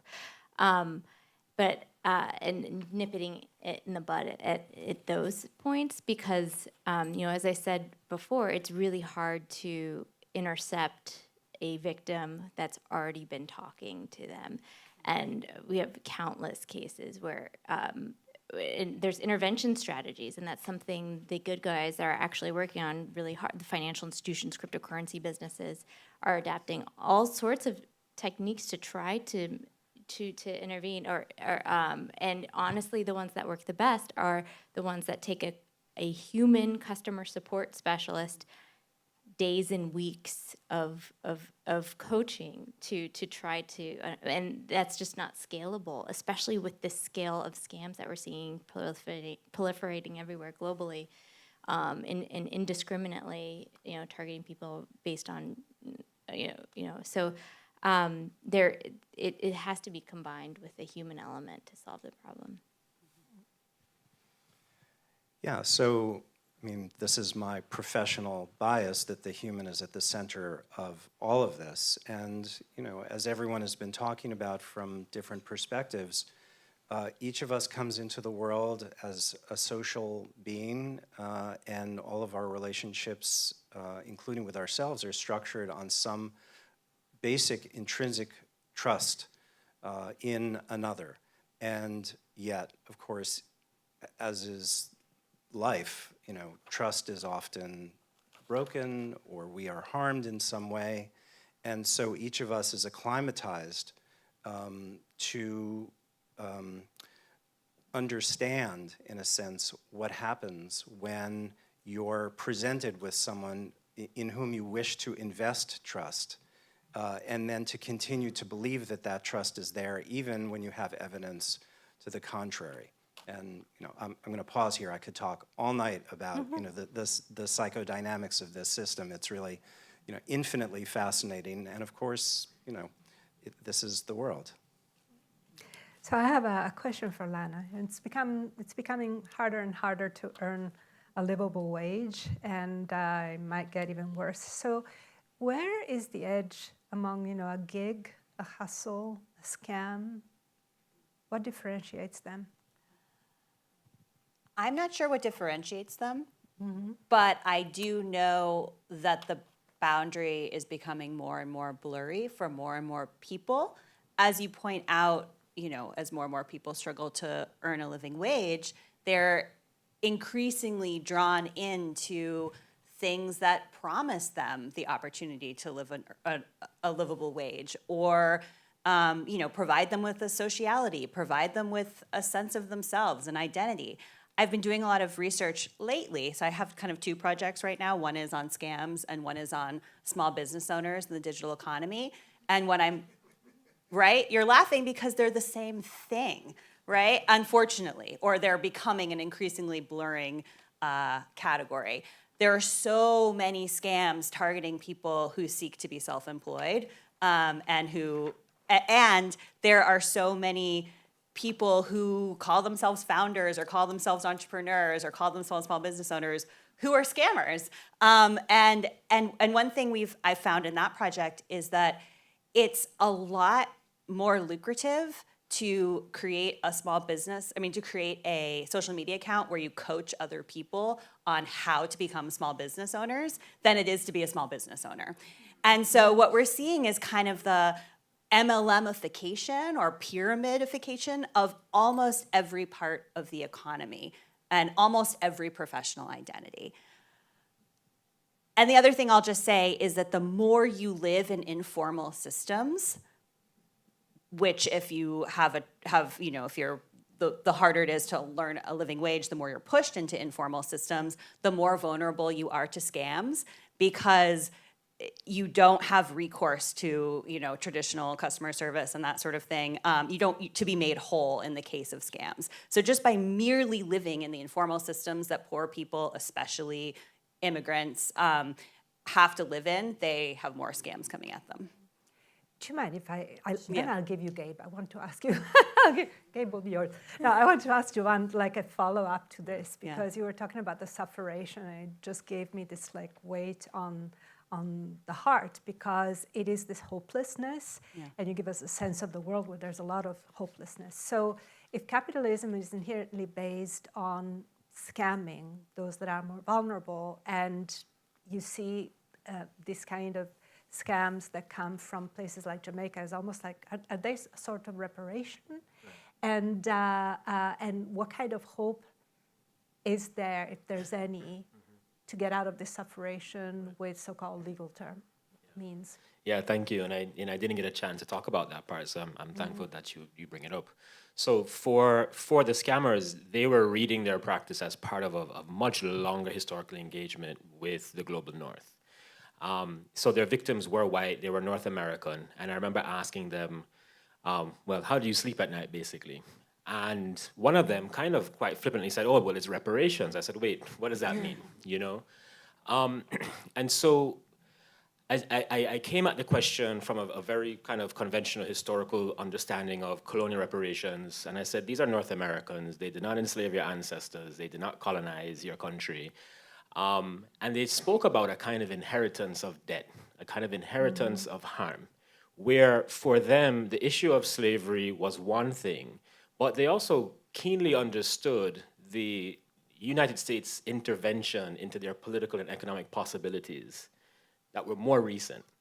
They confronted the uneven economic prospects that they saw every time a cruise ship came into harbor, right? And so for them, they understood that they had a right to participate equally in the global economy. And they did a lot of deep thinking, and we had a lot of wonderful conversations about, these guys really trying to reckon with the fact that they knew they were smart, they knew they were capable, but they could not get ahead. But then when they began to look around them, right, when they looked at these call centers that were brought in and they're working for, and these are Amazon call centers, right, and ACS and Xerox, all of these people all these companies are located in Jamaica. And they know how much money these companies make. They also know how much money you guys make, because you're calling and complaining about your 2-day delivery being late or same-day delivery being late. And so they're seeing the actual absurdity of accumulation on the other side. And they're wondering, why can't we have it? And so for them, the issue of repair becomes something much broader than just this kind of historical issue with slavery. It is like, holy shit, this is continuing. Because if my ancestors could grow and cut and process sugarcane, right, to fuel the Industrial Revolution. This is like what happened, right? And today, we can continue to see ourselves placed in ongoing relationships of exploitation. And I don't use that word, like, I'm kind of normal, right? But it feels, I'm sorry. No, that's okay. Okay, so, but they see the everyday exploitation. And so for them, they see their North American victims inheriting a certain kind of uneven advantage. And so it does become quite literally reparations for them. And so, I made that brief comment, I think before the iPad went crazy, that, exploitation and capitalism, requires some amount of exploitation. And they understand that. And so they are basically saying, well, if this is what capitalism looks like, if this is what it means to advance under capitalism, then I'm going to do it. Gotcha. Great answer. on to you. Yeah, I mean, so I noticed an interesting connection, I think, between what Jovan was talking about and also the work of Mischief in the sense of the scam becoming a sort of satire or analytical tool that exposes a certain weakness in the system. So I'm wondering if you, I mean, also too, thinking about, scammers are always both exploiting or noticing that system, but then in so doing, they bring it to our attention in a way that we can then sort of think about it. So I wonder in the work of Mischief, how you guys ideate or come up with like project ideas. Is it about, like we see this sort of issue in the system of how things run and we want to draw attention to it and then make people aware of its absurdity, or I see a weakness and I want to exploit it, like that kind of process of thinking? Yeah, good question. I wouldn't say we necessarily like map out on a whiteboard like what are today's present issues and how can we fix them. That certainly ends up being a part of it, but it's more about like what is that sort of fluid language of culture and like what are they saying right now, what are they referring to, and then how do we create work in the formats that not just mirror and reflect people's like current experience, but actually is like inserted into the context that we're actually critiquing at the end of the day. And that's why our formats in a way are businesses. You know what I mean? Like assuming that Mischief is an artist, our formats are not necessarily paintings or sculptures. Like sure, that can be a part of it. But at the end of the day, what we're creating is capitalism that we then like put right back into the system, and then people engage with it the same way that they engage with Amazon or Uber Eats or Facebook. And yeah, so I don't know, maybe does that answer your question? Yeah. Yeah, and it connects also to a question that I would like to ask Jacqueline. It actually comes from the overflow rooms, from Oscar de la Hera Gomez. And it's something that I was also thinking of when you were explaining. So you were saying that there still needs to be a change. You still need to change your Bitcoins into hard currency or currency of some sorts. So if the world really adopted Bitcoins as reserve currency, would that last ability be completely forsaken? Yeah, I see that you're both. No, yeah. Yeah. What would happen if Bitcoin became the world reserve coin, in other words? Yeah, no, it's an incredibly interesting and timely prospect right now. But just 4 hours ago, I was on a train from DC. I was testifying to Congress this morning on scams and fraud, but it became the kitchen sink for all of these issues. The Bitcoin Strategic Reserve, stable coins, should we have a CBDC, a central bank digital currency? It's really all the use cases are rolling now, and what those implications I think are on the minds of Washington right now. But I think it's a little bit scary for somebody who looks at scams and sees scammers preying on financial illiteracy with cryptocurrency. So it's all happening very fast. However, as you hopefully took away, Bitcoin is an extremely traceable asset. It can be, I joke that I'm your favorite bad guy's accountant because I only focus on bad guys who use cryptocurrency, but there are legitimate players out there. And if funds were to move, everyone can watch it. You can watch it from home. Those blockchain ledgers are on the internet. You don't need fancy software to see it. Don't tell my company is. But and so there is that transparency that gives me some security and hope for this if it should come into fruition. Thank you. I'm going to open it to the audience because I want you to also have an opportunity. There is somebody here. Do we have the flying mics arriving? Thank you. One is here, and then the next one will be there with the mask. Thank you. Thank you all. Listening to Gabe's and Jovan's presentation, I was thinking about there is something about scam and scammers that is also incentivized by culture, like Catch Me If You Can and Tell It to Mr. Ripley and Inventing Anne and all of that, where scam sometimes does seem, or scammers seem to have some touch of genius and some cleverness that you have to admire to a certain extent. I was wondering if either of you had something to say about that distinction. I mean, it has already been touched upon, like some sort of distinction between predatory, exploitative scamming, and then scamming as a sort of, with a function of social critique, with a function of something else. If there is any reaction from any of you to that? Go, Gabe. Sure.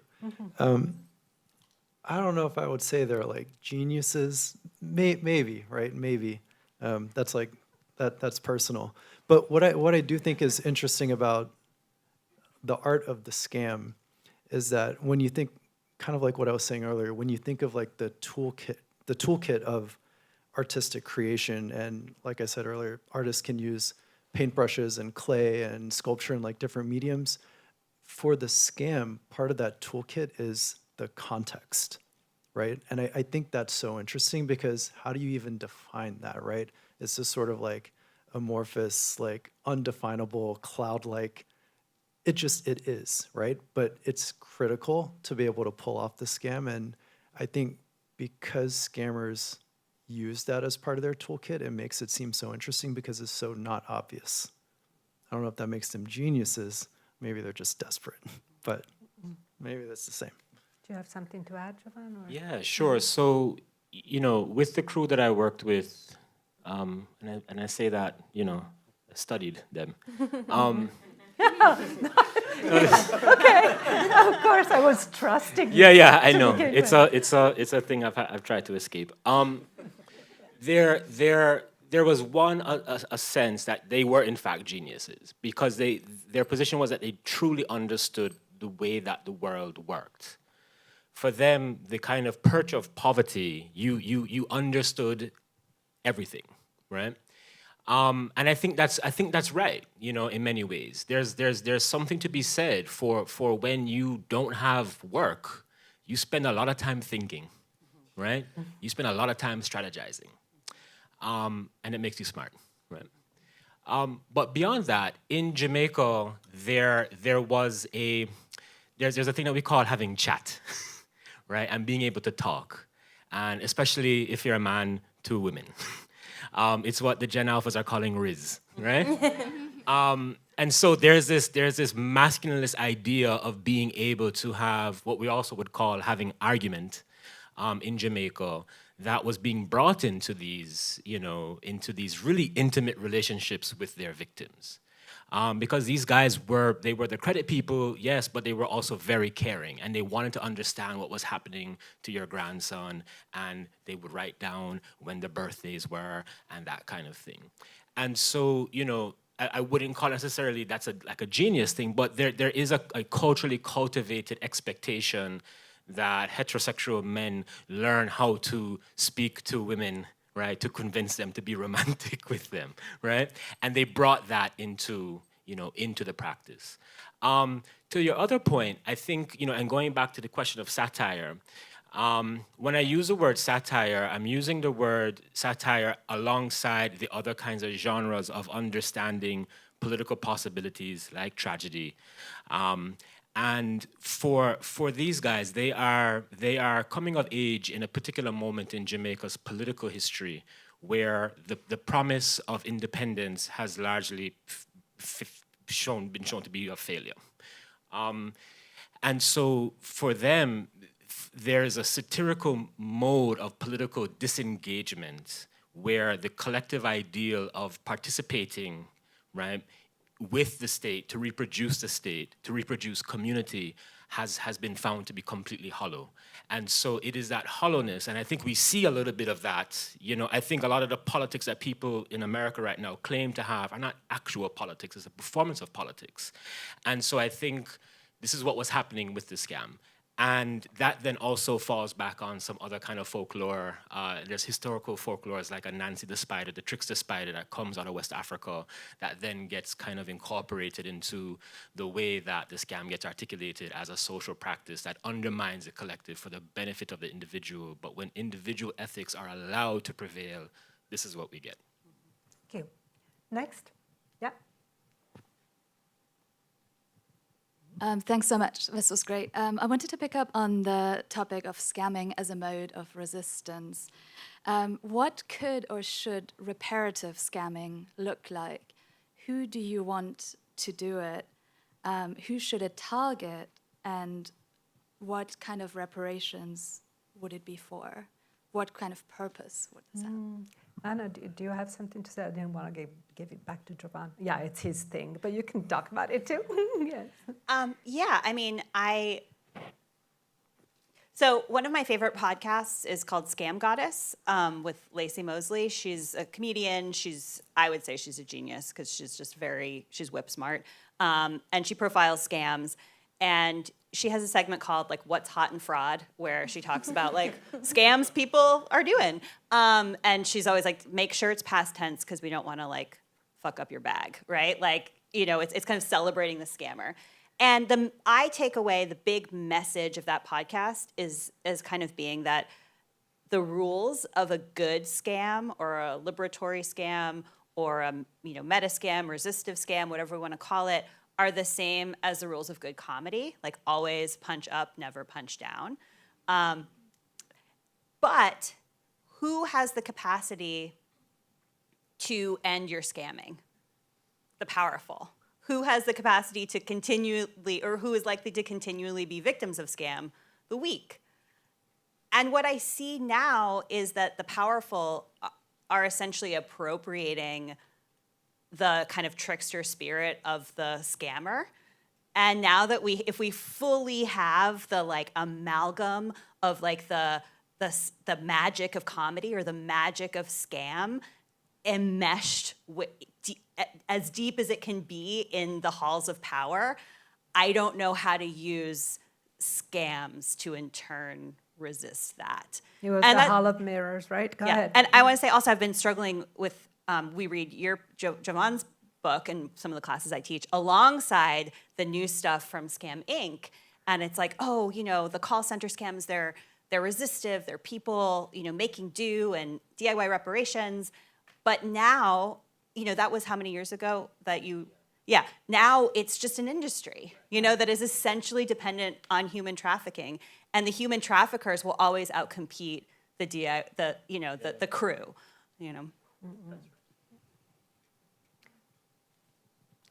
One here and one there. So let's start with the gentleman there and then we'll come to you. Thank you for all the talks. I really liked your question of how continue living in Florida, because I feel live in like Virginia. Because to me the more maybe fundamental question is in a way we're all basically talking in the language scam. I follow this chess YouTuber that kind of uses one exclamation mark more every post, but how many more exclamation marks can you use? And so the question is, how do you think scamming is becoming a new language? How does our language change through it? And what is maybe the future of how we can talk to each other? Alexander, maybe you take it. Well, language is not just words. There are so many different ways in which we can, deceive one another or try to convince or manipulate. To try to tie in my response to your question to one of the earlier ones, I think in terms of the relationships between and among and the differences that separate artists, entrepreneurs, and fraudsters, there is this visionary creativity in people who professionalize this kind of malice. It's a malevolent creativity, and there's a lot of focus, especially in law enforcement and the law and in corporations around integrity and values and culture. And of course, that's very important. But what actually are the distinctions? What is it that would propel somebody to want to cause harm to somebody else, even if it's justified as reparative, or your sociocultural or your historical background is such that you feel so deprived that you deserve something that has been taken from you, and you'll take it from somebody else. So there's a form of rationalization there. that anyone can engage in. But there are particular mechanisms, in a sense. You can liken someone who is really, really excellent at being deceptive as an athlete of sorts, someone who has like a terrific musculature or circulatory system or lung capacity that enables them to excel in a way that no one else can. And so to be able to think around the obstructions, whether it's an internal moral compass or some other kind of restriction or law that suggests you should not do this, or this cannot be done, or if you do this, it will be bad. To enable yourself to be able to do that is actually strangely admirable, which is a part of why we have movies like, Catch Me If You Can, or as the case may be, because they're so compelling. These figures are actually remarkable and very intriguing, and yet they are doing something that otherwise could be legitimate and constructive to society. Yes? Oh, sorry, I thought you had it already. Yeah, there you go. Mm-hmm. Hi, I want to go back to what you were saying. I have recently seen all the things you're talking about personally with CVS, and then through a number of experiences, seeing how they talk so helpful and all this.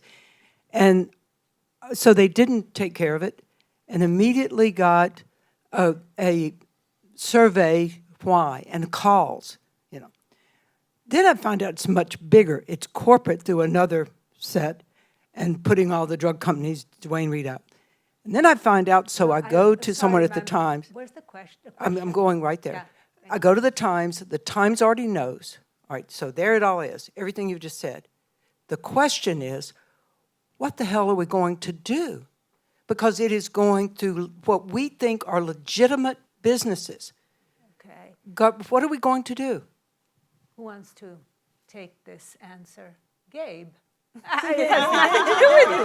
Yeah, what are we going to do? I mean, exactly because it's not your expertise, but it's your medium. I'll answer this. Medium. I'll answer this, and I'll allude to the question earlier. Mm-hmm. Unfortunately, the only thing that we can do is resort to a default of distrust and skepticism, and that is the emerging language of online. Do you all agree? No, go ahead, because it's interesting. Doesn't matter if they agree or not. It's just true. If they agree, scam these guys. Years ago, when you used a word like internet literacy or cultural literacy, it meant that you understood the references, right? But now, if you say internet literate or culturally literate, it means that you know to watch out for things coming around the corner. And so, the default is over time. As our basic foundation just becomes like a scam, that's the expectation. The president is just scamming us in broad daylight. Unfortunately, but for better or for worse, our new foundations will just be distressed. Mm-hmm. Yeah, we can only save ourselves. Yeah, we can only save ourselves, right?